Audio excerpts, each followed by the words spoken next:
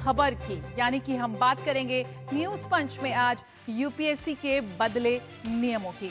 तो यूपीएससी ने बदले हैं नियम और सीएसई 2025 से ये लागू नए नियमों के मुताबिक अगर कोई उम्मीदवार आईएएस या आईएफएस में चयनित हो जाता है तो वह दोबारा परीक्षा में शामिल नहीं हो सकेगा जब तक वह इस्तीफा ना दे।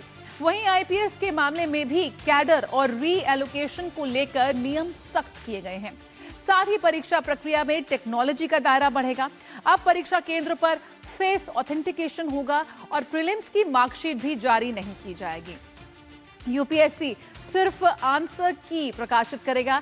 ये बदलाव बार बार कोशिश वाली संस्कृति पर रोक और पारदर्शिता बढ़ाने की दिशा में एक अहम कदम हो सकता है। तो यानी कि यूपीएससी ने अपने नियमों को अब बदला है और अब बड़े बदलाव यहां पर सीएसई की परीक्षा में हो रहे हैं। तो क्या कुछ है ये बड़े बदलाव, आइए और भी बेहतर तरीके से इसको समझने का हम यहां पर प्रयास करते हैं। तो सीएसई परीक्षा में बड़े बदलाव, सीएसई 2025 से ही ये लागू हो जाएंगे नए नियम, जिसके तहत चयनित आईएएस आईएफएस परीक्षा में नहीं हो सकते हैं शामिल। फिर से परीक्षा देने के लिए इस्तीफा जरूरी है। कैडर को भी बेहतर नहीं कर पाएंगे आईपीएस। कैडर बेहतर करने की एक कोशिश रहती है, लेकिन अब वो मुमकिन नहीं होगा। आईपीएस जो है वो दोबारा रीएलोकेशन नहीं पा सकते। ये भी एक अहम बदलाव जो यहाँ पर किया गया है सीएसई परीक्षा में। साथ ही परीक्षा केंद्र पर उम्मीदवारों का फेस ऑथेंटिकेशन होगा, यानी कि टेक्नोलॉजी का पूरा सहारा लिया जाएगा यहाँ पर आइडेंटिफिकेशन के लिए और किसी तरह की गड़बड़ी को रोकने के लिए। प्रीलिम्स की मार्कशीट भी अब जारी नहीं की जाएगी और प्रीलिम्स की प्रीलिम्स की पब्लिश की जाएगी सिर्फ आंसर की। तो यहाँ पर एक बड़े बदलाव जो हुए हैं सीएसई परीक्षा में, उस पर ध्यान देने वाली बात है। किस तरह से जो अपने कैडर को बेहतर करने का एक प्रयास होता है वो अब मुमकिन नहीं होगा। बार बार री एग्जामिनेशन को लेकर जो आगे बढ़ते हैं कैंडिडेट्स, वो भी अब नहीं हो पाएगा। फिर से परीक्षा देनी अगर आपको देनी है तो आपको इस्तीफा देना होगा। ये भी बहुत अहम पॉइंट है। आगे खबरों में बात करें तो अब वन टाइम, अगर हम बात करें, एक वन टाइम इंप्रूवमेंट का मौका भी यहां पर मिलेगा। आईपीएस सहित बाकी सभी सर्विसेज के लिए एक लास्ट चांस आपको मिलेगा। सर्विस बेहतर करने पर मिलेगा सिर्फ एक मौका।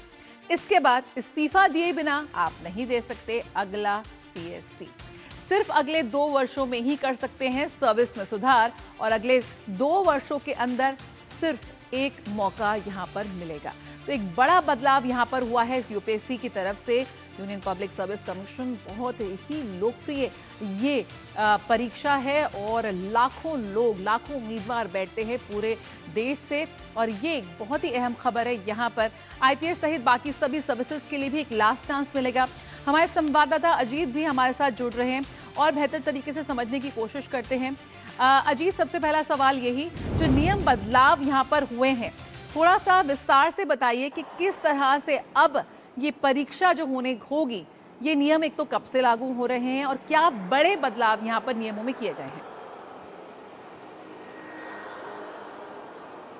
बिल्कुल, देखिए 4 फरवरी को जो है यूपीएससी जो सिविल सर्विस एग्जाम है उसका नोटिफिकेशन जारी हो गया है, यानी कि उसकी जो ऑनलाइन अप्लाई करने की जो प्रोसेस है वो शुरू हो गई है और उसी के साथ जो है ये नए नियम जो है वो जारी कर दिए गए हैं। 24 फरवरी तक जो है ये फॉर्म भरे जाएंगे, जिसमें कि नए नियम में साफ तौर पर कहा गया है कि अब सर्विस में रहते बार बार परीक्षा जो है वो नहीं दे सकेंगे। जो अभ्यर्थी हैं वो ऑन जॉब जो है सर्विस में रहते परीक्षा नहीं दे सकेंगे। खासतौर जिसको आईएएस और आईएफएस यानी इंडियन एडमिनिस्ट्रेटिव सर्विस और इंडियन फॉरेन सर्विस जो सिलेक्ट हो चुके हैं वो अब दोबारा एग्जाम नहीं दे पाएंगे अपनी रैंक सुधारने के लिए या अपना कैडर जो है उसको बदलने के लिए या बेहतर करने के लिए।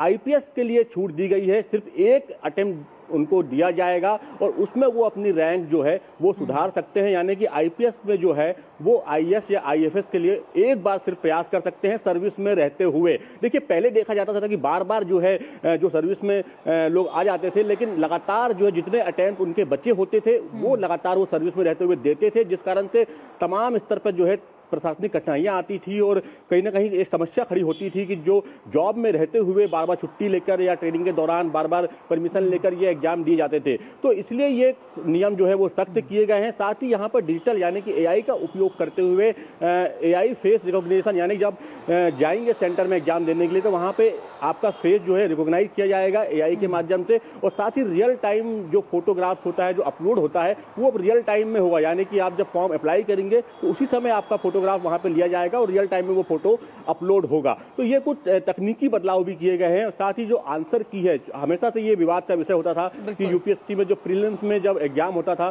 तो आंसर की को लेकर तमाम तरह के सवाल उठते थे, लोग अलग अलग कयास लगाते थे। आंसर की जो है वो आधिकारिक रूप से जारी नहीं होती थी, लेकिन इस बार जो है आंसर की जारी होने का रास्ता भी साफ हो गया है कि अब जब प्रीलिम एग्जाम होंगे तो आंसर की जो है वो भी जारी की जाएगी। इस पे कि जो अभ्यर्थी हैं, जो छात्र हैं, वो उसमें आपत्ति कर सके। अगर उनको कोई आपत्ति है किसी प्रश्न को लेकर या उत्तर को लेकर, तो उसको लेकर वो आपत्ति सही समय पर दर्ज करा सकते हैं। बिल्कुल अजीत, बेहद लोकप्रिय ये परीक्षा है और लाखों की संख्या में ग्रुप ए सर्विस में जी बिल्कुल लाखों की संख्या में इसमें जो उम्मीदवार हैं वो बैठते हैं। कैसे और भी ज्यादा जानकारी, जागरूकता उनको हो, सही नियम उन्हें पता लगे, जो बदलाव हुआ है नियमों में उसकी भी जानकारी हो, उसके लिए क्या कुछ किया जा सकता है, और साथ ही मुख्य कारण क्या रहा? टेक्नोलॉजी का ज्यादा इस्तेमाल, पारदर्शिता, क्या कुछ मुख्य वजह भी रही? देखिए, दोनों चीजें इसमें है। टेक्नोलॉजी का इसमें इस्तेमाल भी है, पारदर्शिता भी है, क्योंकि देखिए लाखों की संख्या में जो देश भर से अभ्यर्थी जो हैं वो इस प्रतिष्ठित परीक्षा में शामिल होते हैं अपना भविष्य बनाने के लिए, करियर बनाने के लिए। अगर हम आंकड़े देखें तो 2025 में ही करीब 14 लाख अभ्यर्थियों ने प्री एग्जाम दिया था, 2024 में करीब 13 लाख अभ्यर्थियों ने प्री एग्जाम दिया था। तो एक बहुत बड़ी संख्या में जो है जो अभ्यर्थी होते हैं वो इस परीक्षा में शामिल होते हैं और लगातार प्रयास करते हैं। देखिए, कोशिश यही की गई है कि और मजबूत किया जाए यूपीएससी के जो परीक्षा सिस्टम, उसको मजबूत किया जाए, और जिनको चांस मिल चुका है, जो सिलेक्ट हो चुके हैं, वो ही बार बार जो है अटेम्प्ट उनको ना मिले। और ये देखिए कोशिश ये यूपीएससी को एक ह्यूमन रिसोर्स चाहिए होता है जो कि वो अलग अलग विभागों को देता है सिलेक्शन करने के बाद। तो बार बार अगर कोई व्यक्ति परीक्षा देगा तो कहीं ना कहीं प्रशासनिक गतिविधियां जो है, कामकाज जो है लगातार प्रभावित होने की खबरें ऐसी आ रही थी। हमने भी देखा है कि 2-2, 3-3 बार लोग सिलेक्ट होने के बाद भी एग्जाम देते थे, लगातार एग्जाम देते रहते थे। तो ये समस्या उत्पन्न होती थी कि जो व्यक्ति सर्विस में है वही बार बार एग्जाम दे रहा है, कहीं कैडर चेंज करने के लिए तो कहीं अपनी रैंकिंग सुधारने के लिए।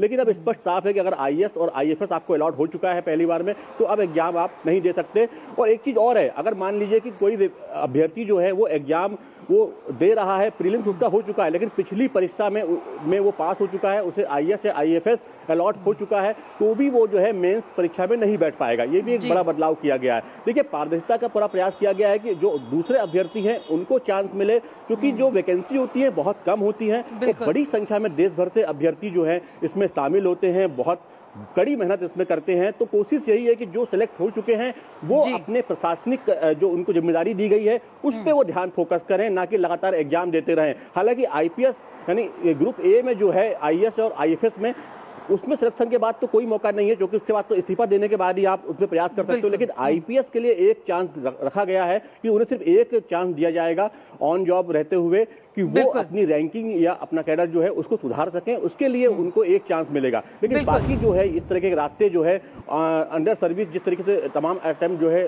अवेल होते थे, उसको बंद कर दिया गया है। टेक्नोलॉजी का उपयोग इसलिए बढ़ा है कि लंबे समय से कई जगह पर खबरें आती थी कि लोग जो है तो कुछ घपले की, घोटाले की खबरें आती थी, आइडेंटिफिकेशन का इशू होता था। बिल्कुल तो इसमें ऐसे में टेक्नोलॉजी को यहाँ पे लाया गया है। बहुत बहुत शुक्रिया अजीत, फिलहाल इस जानकारी के साथ जुड़ने के लिए। तो बेहतर करने की चाह बिल्कुल सही है, आपको बेहतर करना है, लेकिन यहाँ पर यूपीएससी परीक्षा की बात करें तो अब वो मौका नहीं मिल पाएगा। शुक्रिया अजीत इस खबर के साथ जुड़ने के लिए।